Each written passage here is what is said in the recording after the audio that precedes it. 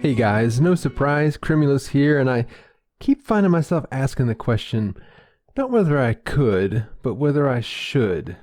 And no, I don't mean my questionable use of purpur. Oh yeah.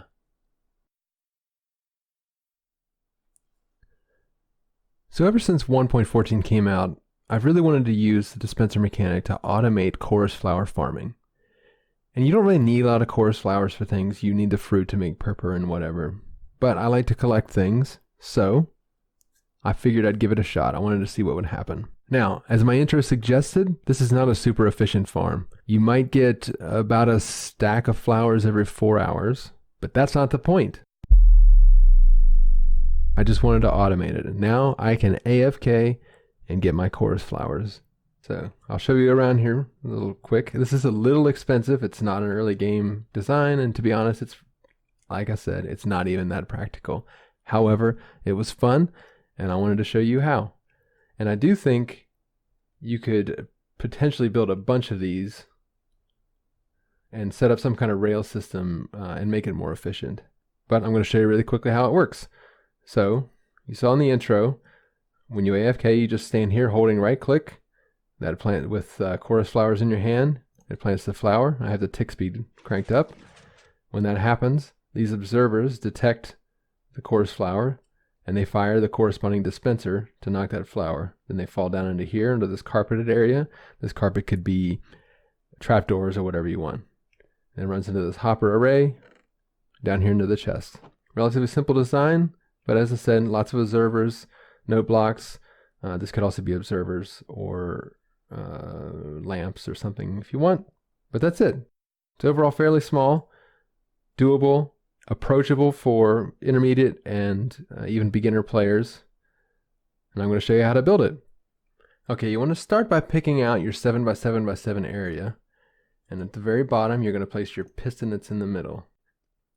You can't see it here, it's right under there.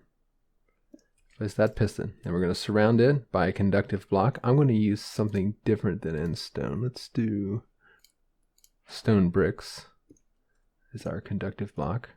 And on top, we do need end stone. Like this. And coming out of each, or pointing into each of those stone bricks, we want a repeater on 2 ticks. 1 tick will probably work, but I found it was more reliable to have 2 ticks. So at the end of each of those repeaters, another stone brick. Okay, next we're going to do our collection. This is the chest you see over here. You have a lot of options of where you want it, but it's kind of between this or down here in practicality. So I'm going to put it here because I like it there. It makes it a little bit easier to build around. And you don't really get a lot of drops, so 1 chest is probably fine, unless you're going to AFK for weeks at a time. Now we're going to run a 5x5 hopper array into that guy.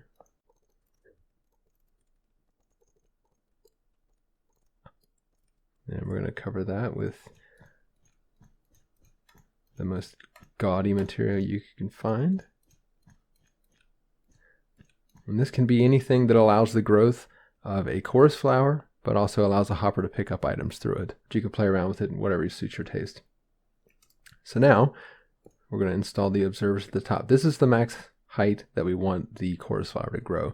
We want it to come up to here like this, and then branch out in one or all of those 4 directions.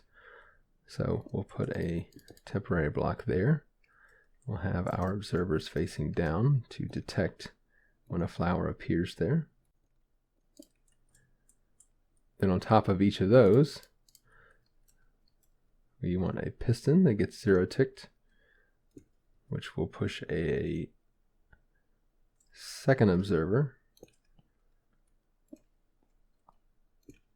And this is what powers the dispenser.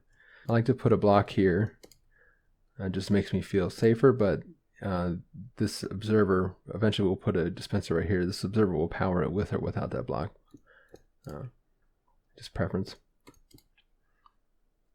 So now we're going to put a dispenser on each of those.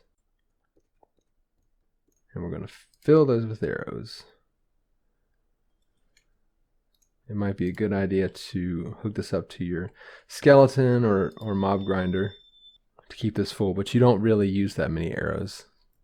Next, we're going to continue this observer chain and detect when the dispensers fire. So we can put either 3 observers here, or depending on your opinion on which is more expensive, you can put a note block in there. And it just depends on what materials are available at the time. I just kind of like the way note blocks look. They feel more interesting. And that's the main structural part. Now we just need a way to get up in there.